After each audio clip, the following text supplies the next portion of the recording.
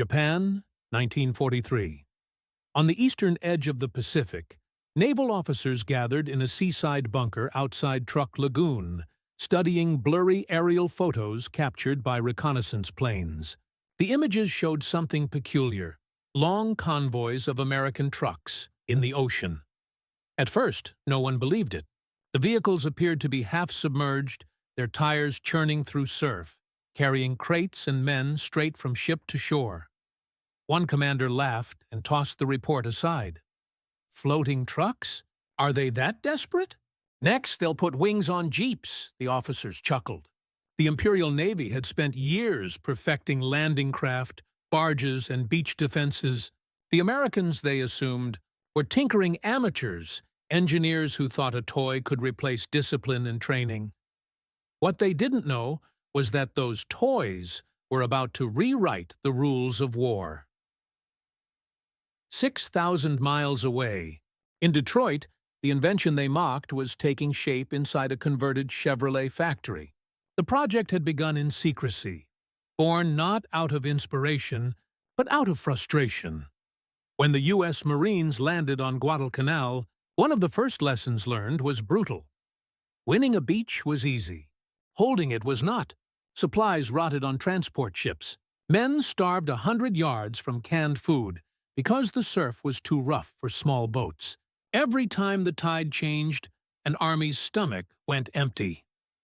The Army called in the National Defense Research Committee, engineers, metallurgists, and one stubborn naval architect named Roderick Stevens.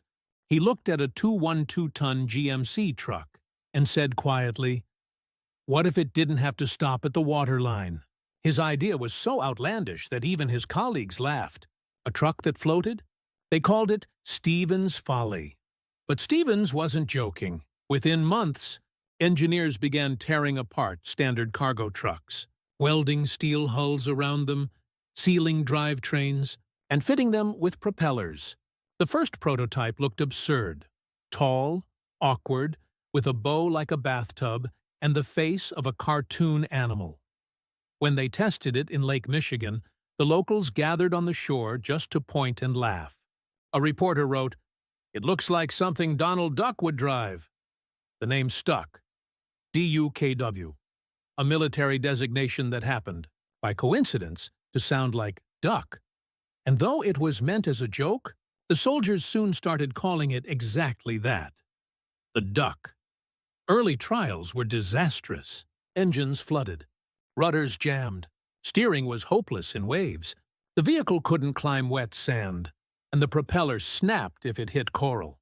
During one test, a general ordered it abandoned halfway to shore, but then came the storm. A rescue tug overturned miles from the harbor, leaving 7 sailors stranded on a sandbar. Against orders, one test driver, a civilian named Harry Delling, revved up a DUKW and drove straight into the gale. He reached the sailors, loaded them all, and drove the toy back through 10-foot surf to safety. The general who'd mocked it watched in silence. Then he said, "Gentlemen, we may have just built the future." Back in the Pacific, Japanese intelligence had already intercepted reports of new amphibious trucks appearing in American logistics units. They dismissed them immediately. A Tokyo naval analyst called them fool's craft, too slow to evade artillery, too light to carry armor, and too fragile for real landings. He wrote in his report to headquarters, "If the Americans rely on such vehicles, our coastal guns will have no shortage of targets." It was arrogance born of experience. Japan's engineers had spent decades mastering amphibious assault craft. Low, armored, simple. But the DUKW wasn't a weapon. It was a bridge, a rolling lifeline between sea and land, and it was coming, thousands of them, faster than the Japanese could imagine. In the shipyards of California and Michigan, production exploded. By 1943, over 2,000 DUKWs rolled off assembly lines every month. Built by truck drivers, welders, and thousands of women who'd never seen the ocean, the ugly ducks were loaded onto Liberty ships and sent west to Tarawa. Saipan and the Philippines. On the docks, dock workers watched the first convoys depart, shaking their heads. "Looks like a bathtub parade," one said. "Maybe," replied another, "but I bet it floats better than we do." By the time those convoys reached the Pacific, the laughter was fading. The American command had quietly built an amphibious force, the likes of which the world had never seen. Tens of thousands of machines that could roll off a ship, cross a reef, climb a beach, and keep driving inland.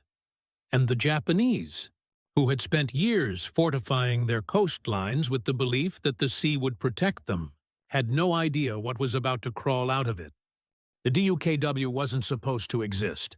Even inside the U.S. Army, the project was treated like a sideshow, an experiment for engineers, not soldiers.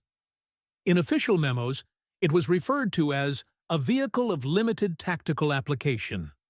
Translation: a truck that might be good for parades or rescue missions, but not war. Yet war, as it often does, had other plans. In early 1943, the Marines were fighting for their lives on Guadalcanal. The supply situation had become desperate. Ammunition and food lay floating offshore, trapped on barges unable to get through the surf. Men were dying for lack of bullets that sat only a mile away. Colonel William Heavey of the Army Engineers radioed back to Pearl Harbor. "If we can't move supplies, we can't move forward." The message reached the right desk.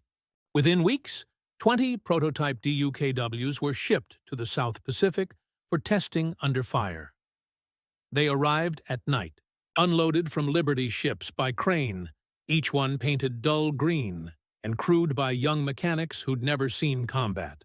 The Marines on shore stared, skeptical. "You brought us trucks?" one sergeant said. "What are you going to do, drive over the ocean?" The first DUKW hit the water. It bobbed like a cork. Then it started moving, slowly, awkwardly, but moving, toward the beach. When it climbed out of the surf and rolled straight up the sand, dragging crates of ammunition behind it, the Marines dropped their rifles and cheered. That night, the Japanese artillery opened up.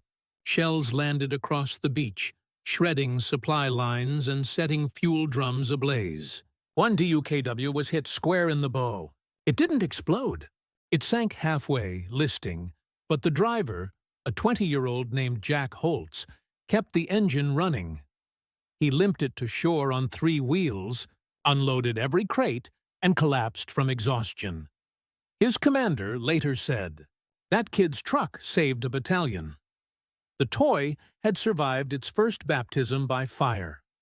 In the months that followed, the Pacific learned a new sound, not the roar of aircraft or the crash of artillery, but the steady whine of amphibious engines grinding through surf. The DUKWs became part of the landscape, hauling fuel, shells, even wounded men. They brought life where the Navy couldn't reach, and slowly the jokes stopped. Behind the scenes, the engineers kept refining the design. The DUKW's secret was its automatic tire pressure system, the first ever used in combat. With a flick of a switch, the driver could deflate the tires for traction in sand, then re-inflate them for the road. The hull's bilge pumps could keep it afloat even after being riddled with bullet holes. It could carry 5,000 pounds of cargo, or 30 soldiers, across open ocean and straight up a 60% incline. A truck that floated had become a logistics miracle. By late 1943, word spread to the European theater. General Eisenhower, preparing for the Normandy invasion, requested a fleet of DUKWs after seeing their Pacific success. He called them the most valuable 6-wheel vehicle in the war. But in the Pacific, where the waves were higher and the reefs sharper, the Japanese still refused to take them seriously. Tokyo Rose, the infamous propaganda broadcaster, mocked the Americans on air. "The Yankees are sending their ducks to swim in our ocean. We will cook them for dinner." She wasn't the only one laughing. In Saipan, Japanese coastal defense commanders recorded their reactions to the first DUKW sightings. Small, unarmored craft shaped like trucks, easily destroyed. Not a threat. They set their artillery to target landing craft, the traditional flat-bottomed boats used in every invasion. They didn't realize the DUKWs weren't boats at all. They were the in-between. They didn't land on beaches. They drove over them. The first large-scale DUKW assault came at Bougainville. When the surf grew too dangerous for landing craft, DUKWs simply bypassed the problem, launching from troop ships miles offshore and rolling directly onto the beach. They unloaded, turned around, and went back for more. Japanese observers, watching from cliffs, assumed they were witnessing a suicide attempt. When the same suicidal trucks returned a second time, still floating, still climbing, the laughter faded. One officer's diary later found on Bougainville contained a single bewildered line. "They have built machines that ignore the ocean." That was the moment the DUKW stopped being a joke and became a weapon of inevitability. It wasn't glamorous. It didn't have armor, guns, or speed, but it could do something no Japanese vehicle could: make the Pacific irrelevant. For every beach Japan fortified, the Americans now had a way to land beyond it. And somewhere deep in the Imperial archives, a red stamp appeared on a new intelligence report. Enemy amphibious truck, high priority threat. The laughter was officially over. By early 1944, the Pacific was littered with islands that looked the same on every map: dots of coral, green jungle, and white surf. To the Marines, they were death traps. To the DUKW, they were just terrain. The next proving ground came at New Britain, a place where the surf killed more soldiers than bullets. Even landing craft, those squat steel boxes that carried entire companies ashore, were flipped and shredded by the waves. So the Army engineers decided to send in something smaller, something they could afford to lose. At dawn, the first wave of DUKWs rolled off their mother ships, each carrying supplies instead of men. The ocean looked calm from a distance, but the crews could hear it roar. A steady, deep growl that made the deck vibrate. Lieutenant Sam Mackay, piloting one of the first ducks, turned to his driver and said quietly, "Well, either this works, or we're about to drown in a pickup truck." He throttled forward. The DUKWs hit the waves nose first. For a moment, they vanished completely under white spray. Then, one by one, the bow rose, half boat, half truck. And they kept moving. The Japanese defenders onshore dug into pillboxes overlooking the bay, opened fire immediately. Machine gun tracers sliced the air. The Marines behind the ducks ducked low, expecting explosions.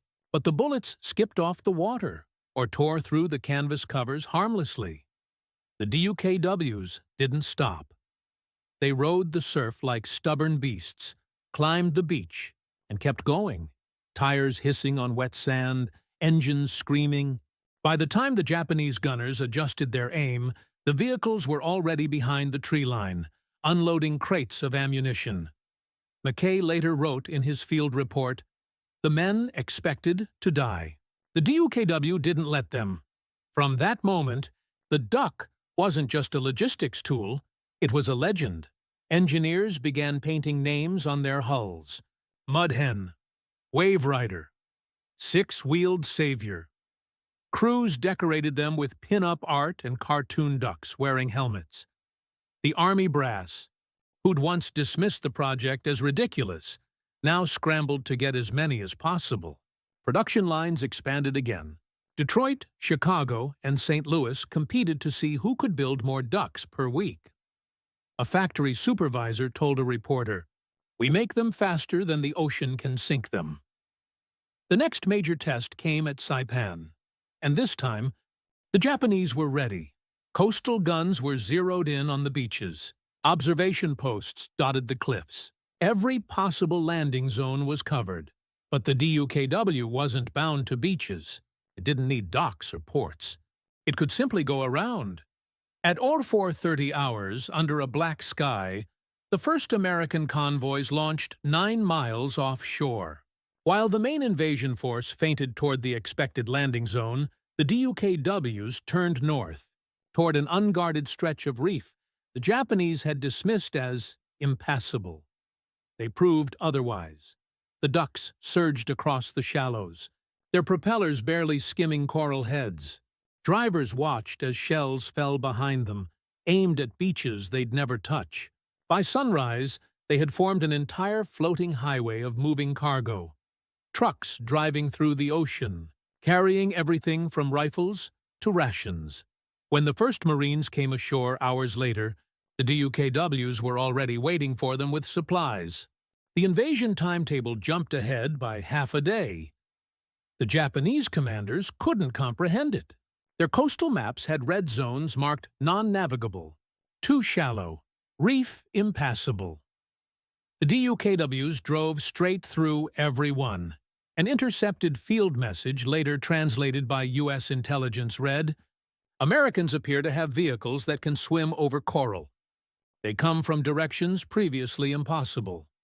At the same time, American war correspondents began sending stories home. One wrote, "The ducks came in with the dawn, green, ugly, and unstoppable. They looked ridiculous. Then they saved a division." Another described the sight at dusk. When the tide went out, the trucks were parked side by side on the beach. When the tide came in, they floated away like ghosts. The DUKW had turned logistics into strategy. Before, an invasion depended on capturing a port. Now, the port came with you. The Japanese defenders, who had spent months reinforcing harbors and piers, watched in disbelief as the Americans simply ignored them. It was the beginning of a pattern that would repeat across the Pacific. From the Philippines to Okinawa, where the DUKW would make entire Japanese. Defensive lines irrelevant, by late 1944, the Japanese had a new name for it: Karu Kuruma, the frog car. The reports described it as a land-sea transport vehicle with the ability to walk on water. One naval officer, trying to brief his superiors, said helplessly, "They have made the ocean part of their roads."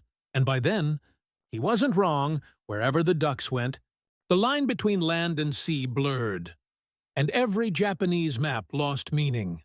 If you looked at a DUKW up close, you'd wonder how it ever floated at all. Its hull was thin sheet steel, barely enough to stop a bullet. The seams were welded by factory workers who had never seen combat. Some of them, teenage girls from Ohio. The bow curved awkwardly, like someone had bent a truck in half and glued a boat to the front. It looked fragile. It was fragile, but it had one thing the Japanese never accounted for: redundancy. If a tire blew, it kept driving. If the propeller jammed, the wheels could still churn through the surf. If the bilge flooded, 3 pumps would take turns spitting water overboard. The DUKW was not elegant engineering. It was stubborn engineering. It didn't fight the ocean. It endured it. Inside the U.S. factories, workers began calling them unsinkable cargo cans. Every single unit was water-tested before shipment, driven into a pool, flooded halfway, and forced to keep running for 15 minutes. If it survived, it earned a painted mark: "Okay to swim." That same phrase would appear in field diaries from Saipan and Guam, written by Marines who owed their lives to those ungainly machines. One entry read, "They don't look like much, but they bring us food, ammo, and hope. When everything else sinks, the duck just keeps swimming." In the Pacific, the DUKW became the quiet workhorse of island warfare. While planes and tanks made headlines, the ducks delivered what those weapons needed to function: gas, bullets, and men. They rolled through rain, mud, coral, and even volcanic ash. When a landing strip was too soft for bombers, DUKWs brought in steel matting to pave it. On Guadalcanal, one duck transported a portable field hospital. On Leyte, They ferried entire 105mm howitzers through waist-deep surf. In Okinawa, they carried hundreds of wounded men back to hospital ships, many of whom wouldn't have survived another hour on land. Each operation added a new legend and a new sense of disbelief among Japanese observers. Captured Japanese officers were later interrogated about what they'd seen. One engineer admitted, "We studied them through binoculars. They drove from the ocean as if it were land. We assumed they were magic until we saw the tires." Another said, "We built fortresses for ships. The Americans built ships that walked around our fortresses. It was a problem no amount of artillery could solve." The DUKW's arrival also changed American tactics. Before, every invasion required capturing a port, something the Japanese knew and prepared for. Now, the Americans didn't need ports at all. At Mindoro in 1944, the Japanese set ambushes around every major harbor. The DUKWs landed 30 miles away, on an uncharted beach, and unloaded tanks and trucks directly inland. By the time the defenders realized what was happening, their rear lines were already burning. The post-battle report summarized it with a single, brutal sentence: enemy fortifications rendered irrelevant by amphibious mobility. That mobility had its costs. Driving a DUKW was physically exhausting. The steering was stiff, the hull flexed like a living thing, and the engine overheated constantly. The noise was unbearable, a mix of roaring pistons and sloshing waves that made it impossible to hear anything else. Crews learned to communicate with hand signals. They wore life jackets not for safety, but for cushioning against the steel seats. Many went days without proper sleep, but they loved their machines. They gave them names, personalities, even rituals, tapping the dashboard before every launch for good luck. When one duck sank at Leyte, the crew stood on its roof as it went down, saluting it until the waves covered the name painted on the hull: Unsinkable Liz. As the war dragged on, the DUKW became a symbol of inevitability.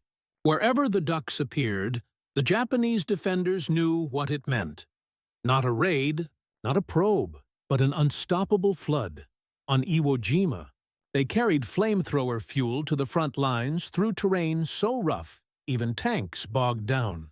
On Peleliu, they ferried supplies over reefs that landing craft couldn't cross.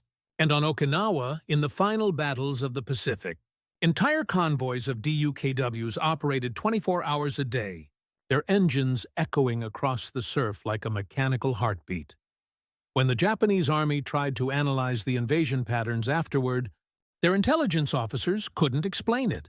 They wrote in their report, "Enemy landings no longer depend on tides, ports, or terrain. It is not a navy or an army, it is both." The DUKW had erased the boundary between the two. In Tokyo, a Navy officer named Commander Sato submitted a grim conclusion to the Imperial staff in late 1944. "The Americans have weaponized mobility itself." He wasn't wrong. By creating a vehicle that could cross any barrier, sand, water, mud, coral, the United States had turned geography into a weapon. The DUKW wasn't faster than a tank or stronger than a ship. It was simply always there. And that, more than any shell or bomb, broke the Japanese defensive strategy. By early 1945, the DUKW had become the heartbeat of every American amphibious assault. From the Philippines to Okinawa, the sound of its six-cylinder engine was as familiar as rifle fire. It wasn't glamorous. It didn't roar like a tank or soar like a fighter. It simply rumbled, steady, relentless, patient, a sound that meant supplies, reinforcements, and survival. The Japanese called it the whisper that follows the storm, because wherever the bombing stopped, the ducks arrived. At Leyte Gulf, the world's largest naval battle was still raging offshore when the first wave of DUKWs rolled into the surf. The sea was black with oil and wreckage. Smoke from burning ships drifted across the water, turning the horizon into a red haze. The Marines who stepped into the ducks could barely see ahead. Salt spray mixed with soot, stinging their eyes. Yet the drivers, many of them kids barely out of high school, pushed forward anyway, using nothing but compass bearings and instinct. When they reached the beach, the shore was chaos. Flooded rice fields, mangled palm trunks, and pockets of Japanese resistance firing blindly through the smoke. Normal trucks would have bogged down instantly. The DUKWs didn't care. They rolled off the water and through the mud, engines screaming, dragging crates of ammunition behind them. In one documented incident, a single DUKW made 10 trips through enemy fire in 24 hours, delivering 90 tons of supplies. Its crew slept in the driver's seat between runs, the engine idling as tracer rounds hissed over the waves. Further south, at Mindoro, a typhoon slammed the coast during the landings. Landing craft were forced to retreat. Destroyers pulled away for fear of grounding, but the DUKWs stayed. They rode the storm like steel whales, climbing 6-foot waves, cresting, diving again, each time reappearing through the rain. An officer watching from a command ship later wrote, "Every time the lightning flashed, you could see them, headlights bobbing in the surf, still hauling crates like nothing had changed. They were the only thing moving on that cursed sea." When the storm ended, 80% of the landing craft were damaged. The DUKWs lost 3. By now, the Japanese garrisons had stopped mocking the duck trucks. Captured diaries from Saipan and Luzon revealed a quiet dread. One lieutenant wrote, "They come from the sea, but not as ships. We shoot at them, but they do not stop. They look like toys, but they bring death." The secret to the DUKW's endurance wasn't just engineering, it was the people who built them. In Detroit and Chicago, thousands of women worked double shifts, riveting hulls, testing pumps, and inspecting engines. They called themselves the Duck Girls. They'd chalk messages on the inside of the hulls before shipping them out. "Ride safe, sailor. Don't sink before Tokyo." Many Marines swore the ducks floated better because of those words. A veteran later said, "Every time my Duke W hit the waves, I'd remember some girl in a factory writing her name inside it. You didn't want to let her down." On the battlefield, the DUKWs became floating lifelines. They carried ammunition one way and wounded men the other.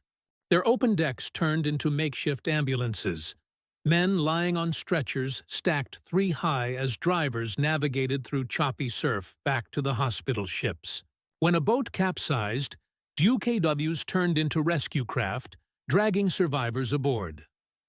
On Peleliu, one Marine medic recalled, "I watched a duck pull 12 guys out of the water under sniper fire. The driver never looked back. He just kept steering with one hand and hauling men with the other." For the Japanese defenders, this resilience defied logic. They had studied every American weapon, tanks, artillery, aircraft. They knew how to counter all of them. But not this. How do you counter something that is both transport and supply line, vehicle and lifeboat? By the time the DUKWs appeared off Okinawa, Japanese officers no longer laughed. They panicked. One staff report, dated April 1945, read, "Enemy supply columns operate directly from ocean to interior. Continuous stream of vehicles, impossible to interdict. Conventional defense plans obsolete." That single sentence marked the death of Japan's coastal strategy. The American soldiers riding in the DUKWs had their own superstitions. They said that the ducks ate the bullets meant for them. They believed that if you named your DUKW after an animal, it would survive longer. That's why units began painting names like Turtle, Ironfish, Lucky Frog. When one of these vehicles was finally sunk by artillery, the men held a brief ceremony on the beach. They built a small wooden cross and wrote the name on it. A logistics officer walking past muttered, "We're giving funerals to trucks now." But everyone understood why.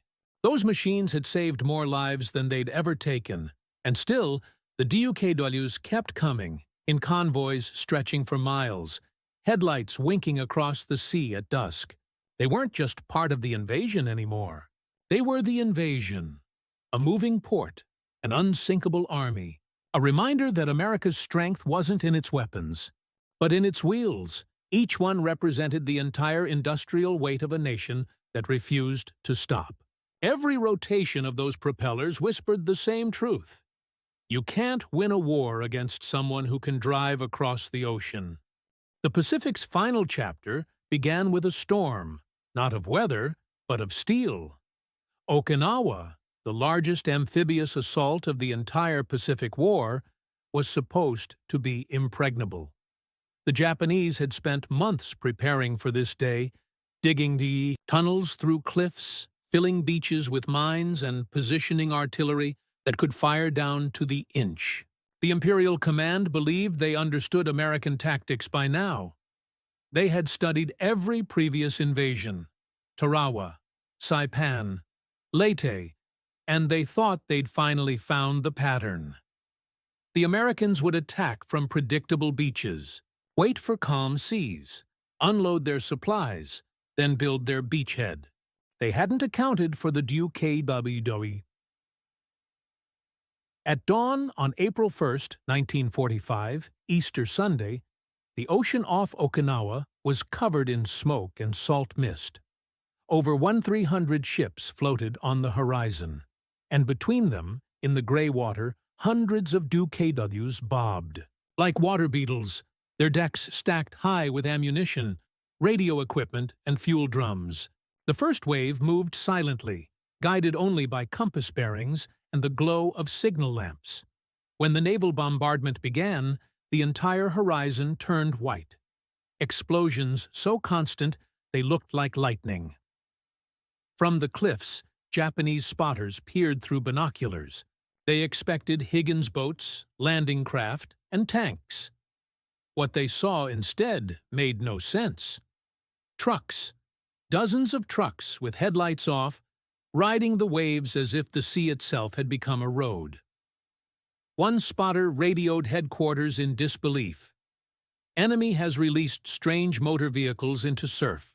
They float. They drive. Cannot identify. His superior thought it was a misreading of smoke or debris, but the reports kept coming.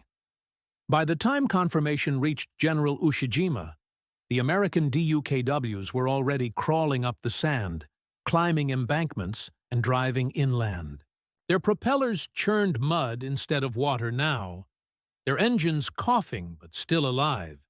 They carried everything: crates of grenades, howitzer shells, gasoline, even coffins. Within 2 hours, they had turned an untouched coastline into a functioning supply zone. One Japanese commander, seeing the impossible with his own eyes, muttered, "The Americans have taught the ocean to obey." The weather turned vicious that night. Typhoon-level winds swept across the island. Rain poured so heavily that roads became rivers. Every tracked vehicle sank to its axles. The DUKWs didn't care. They simply returned to the water. They were the only vehicles that could still move. While tanks bogged down and jeeps drowned in mud, the ducks kept driving through flooded valleys, carrying men, food, and ammunition to the front lines. They turned disaster into mobility. A Marine radio operator recorded in his log, "The ducks are the only thing that still works. They're everywhere, in the surf, in the fields, even in the rivers. You can follow their engines like a heartbeat through the rain." The Japanese defenders realized too late what this meant. Every time they destroyed a bridge or cratered a road, the Americans simply bypassed it. A destroyed port meant nothing. The port itself had wheels. One frustrated artillery officer wrote in his diary before his death, "We destroy the roads, and they build new ones out of water." Another scrawled a final message before committing suicide. "Our fortresses are useless against a nation that does not need land." In one of the most extraordinary operations of the Okinawa campaign, DUKWs ferried entire Sherman tanks from ship to shore by towing them in chains. Waves slammed against the hulls, salt water spraying over the drivers, but they never turned back. A photograph taken that day, a DUKW pulling a 33-ton tank through the surf, became one of the enduring images of the Pacific War. The caption beneath it read, "The truck that conquered the ocean." As the battle raged, more than 700 DUKWs operated continuously in relay. They worked in shifts, not by hours, but by mechanical failure. When one broke down, it was cannibalized for parts to keep the others running. Men lived in their vehicles, ate in them, even slept in them. Some drivers went 3 days without stepping onto solid ground. The DUKW convoys became so vital that when one was lost to shell fire, nearby crews would risk everything to retrieve its cargo before it sank. They treated gasoline like gold, bullets like blood, and the duck itself like a living thing. Japanese observers couldn't understand it. To them, warfare was about precision. Measured artillery arcs, fixed defenses, careful calculation. The DUKW was chaos. It shouldn't have worked. It shouldn't have survived. But it did, because it embraced the chaos. A captured Japanese engineer, interrogated after the battle, said simply, "We could not fight the weather, and they used it as a weapon." By the end of April, the Japanese command on Okinawa had ceased functioning. Their supply lines were gone, their communications cut. But the DUKWs kept running. Every hour, more came ashore. 6,000 tons of supplies daily. Fuel, rations, artillery, medical gear, even entire bulldozers to rebuild the roads the Japanese destroyed. The ducks had become a self-sustaining organism. Marine Corps reports began describing the invasion as amphibious in perpetuity. The battle never paused because the ocean itself had become the highway. When Okinawa finally fell in June 1945, it was the last great victory before the bombs. The Japanese generals, reviewing the wreckage of their defenses, didn't talk about aircraft or artillery. They spoke of logistics. One said bitterly, "We built castles on the shore. They built roads on the sea." That, in the end, was the true power of the DUKW. Not its speed, its size, or its strength, but its defiance of the oldest rule in warfare, that land and water are separate things. In Tokyo, the maps no longer made sense. Each red circle that once marked a secure coastal zone now meant nothing. American landings no longer followed the logic of tides, reefs, or harbors. They came from anywhere and everywhere. Reports flooded in from the southern islands, DUKWs appearing where no ships had been sighted, rolling through shallows, climbing beaches once thought impassable. The Imperial Navy's shoreline defenses were built to stop fleets. But the DUKW wasn't a fleet. It was a swarm, and a swarm can't be stopped. When Saipan fell, Japanese analysts initially dismissed the vehicle as a novelty, useful in calm seas, limited in combat. After Okinawa, those same analysts quietly marked it as a Class A strategic asset. They understood, far too late, what the DUKW represented. Mobility without dependency. It didn't need piers, cranes, or calm water. It didn't even need the weather to cooperate. It just needed men who refused to stop moving. That broke the psychology of the war. In the weeks following Okinawa, intercepted Japanese communications revealed despair spreading through the officer corps. One message from the 10th Area Army read, "The Americans are moving across the sea as if it were a road. We can no longer predict their landings. The ocean is no longer a defense. It is an American advantage." It was the single most devastating realization in Japan's modern military history. For centuries, the island nation had viewed the sea as a natural fortress, an insurmountable moat separating the homeland from invasion. Now, that moat had turned traitor. On the island of Shikoku, Japanese coastal commanders watched reconnaissance photos showing DUKWs approaching through typhoon seas. They didn't believe them. One colonel reportedly threw his folder to the floor, shouting, "No truck can do this! The Americans are lying!" 2 days later, captured footage from Okinawa proved otherwise. Endless convoys of DUKWs rolling out of the surf, headlights glowing through the rain, soldiers unloading ammunition in waist-deep water. The colonel didn't shout again. By mid-1945, DUKWs were everywhere, ferrying supplies in Manila Bay, rescuing downed airmen in the Philippines, and even transporting wounded Japanese prisoners. Their crews operated with the same discipline as combat units. They had maps, routes, call signs, and even their own slang. Catch a wave meant load up. Dive clean meant return to the sea. The Japanese, unable to distinguish between combat and logistics, began mistaking these operations for new amphibious divisions. To them, it looked as if America had created an entirely new branch of warfare.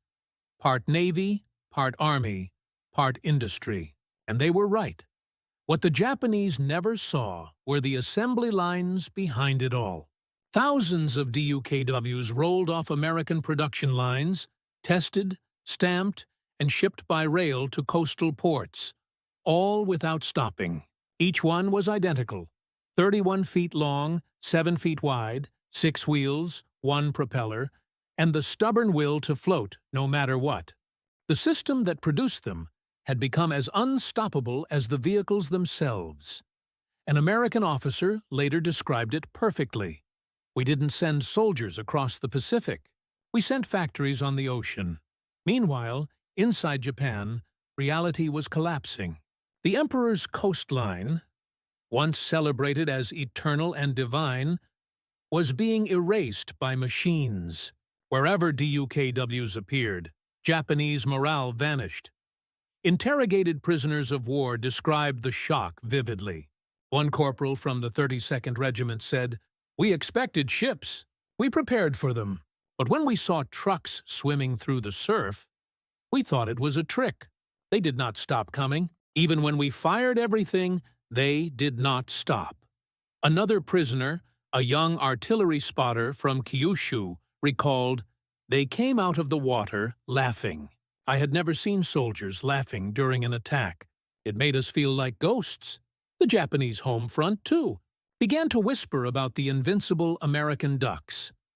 Newspapers avoided the topic, but rumors spread among civilians that the Americans had invented trucks that could fly or swim. For an island nation built on the myth of isolation, it was the ultimate nightmare. The end of separation, the arrival of inevitability. An intelligence summary by the Imperial Navy concluded, "Their machines have conquered our geography. We cannot win a war when the sea itself has joined their side." When General Ushijima, the commander at Okinawa, committed seppuku after the battle, his final statement was brief. He didn't mention tanks or air power or even the atomic bomb, which he didn't yet know existed. He wrote only, "We were defeated by their movement." That word, movement, summed up everything the DUKW stood for.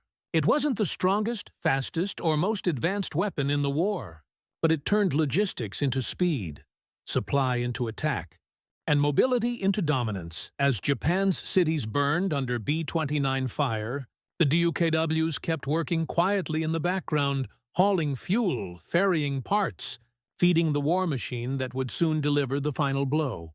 They were invisible heroes of victory, overshadowed by bombs and planes, but indispensable all the same. The Emperor's coastline had fallen not to tanks or ships, but to six-wheeled trucks that refused to sink. And somewhere in the Pacific, as another wave of DUKWs rolled toward shore under a crimson dawn, a Marine sergeant looked out across the surf and said to his crew, You know what's crazy? The ocean used to scare me. Now it's just another road. When the guns finally went silent in August 1945, the DUKWs didn't stop. While Tokyo smoldered and the world tried to make sense of what came next, thousands of these battered amphibious trucks were still at work, carrying prisoners, rebuilding roads, delivering rice and medicine to starving civilians. They had survived the entire Pacific War, and now they were going to help rebuild what it had destroyed.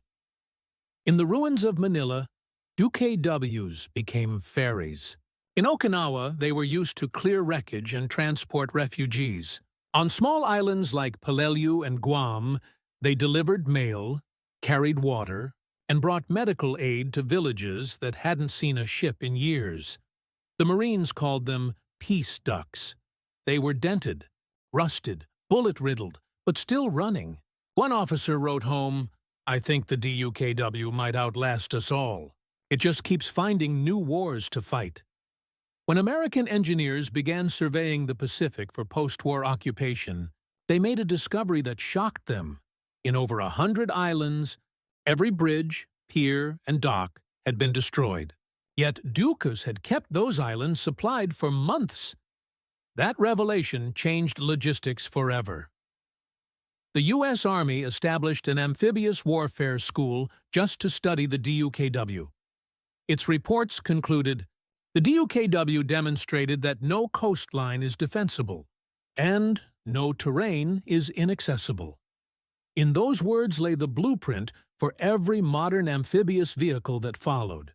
The Lark, the LVT, the hovercraft, even the landing ships used decades later in Korea and Vietnam. All of them traced their ancestry back to a half-boat, half-truck once built in Detroit. The Japanese, meanwhile, studied it too.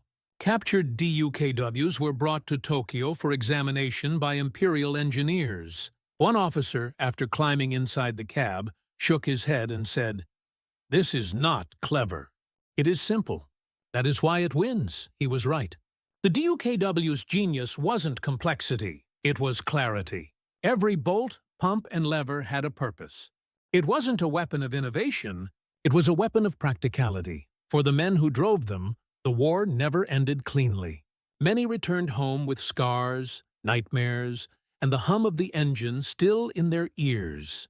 They'd spent years in machines that floated and crawled and refused to die, and they carried that spirit with them into peacetime. Thousands of former DUKW drivers went into trucking, shipping, and engineering. They founded logistics companies, pioneered modern highway systems, and applied what they'd learned in the Pacific, that the key to victory was movement. Every interstate built in post-war America, every freight company that crossed rivers and deserts, carried the ghost of a DUKW somewhere in its DNA. Even the civilian world embraced them. Surplus DUKWs were sold to construction firms, fire departments, and even circuses. Some became tour vehicles in coastal cities, painted bright yellow, carrying laughing tourists where soldiers once carried rifles. People waved from sidewalks as they splashed into harbors. Few realized that those cheerful ducks had once braved typhoons, carried dying men, and rolled across beaches that history forgot. One veteran, watching a DUKW tour in Boston decades later, quietly said, "It's funny. That thing once went through hell. Now it takes kids to see the aquarium." The Japanese never mocked them again. Post-war archives reveal that Imperial officers spent months studying why they'd failed to predict the DUKW's impact. Their conclusion was simple and haunting. We prepared for strength. They prepared for problem-solving. That difference, the mindset, not the machinery, had changed the outcome of the Pacific War. When the U.S. Army finally decommissioned its last operational DUKWs in the 1970s, some of them had logged more than 20,000 hours of service. No other vehicle of its type had lasted so long. Many still ran perfectly, and a few, incredibly, are still used today in Alaska, the Caribbean, and remote islands where their amphibious nature remains invaluable. Each rusted hull carries the same stamped plate. General Motors Truck and Coach Division, Model DUKW 353, 1943. A serial number from an era when the world was on fire. Military historians today call it the truck that won two wars. One of conquest, one of reconstruction. It never fired a shot, but it changed the nature of war itself. Because once the DUKW existed, the ocean stopped being an obstacle and became a doorway. In 1995, during the 50th anniversary of the Pacific Victory, a small group of surviving DUKW crews gathered at Pearl Harbor. They were old now, gray-haired, slow, many using canes. But when the restored DUKW rolled out of the hangar and into the surf, every man there stood straighter. As the engine sputtered and caught, a cheer went up. One veteran, tears in his eyes, saluted and whispered, "Still floats." The others joined in, "Still floats." It became their final toast, a simple phrase for an impossible machine. The DUKW didn't change the world through destruction, but through persistence. It symbolized a nation's refusal to stop moving forward, even when everything, nature, weather, and war, tried to push it back. The Japanese officers who once mocked it learned that lesson the hardest way imaginable.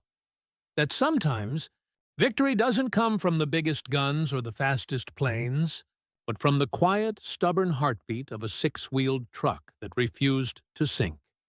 And so, as dawn broke over the Pacific for the first time in peace, the last convoys of DUKWs rolled home, engines rattling, flags fluttering, hulls scarred but floating still. They had carried the war across oceans, through storms, and into history, and in the end, they carried the proof of America's most unlikely victory. That ingenuity, multiplied by determination, can turn even a truck into a weapon that defeats an empire. Still floats.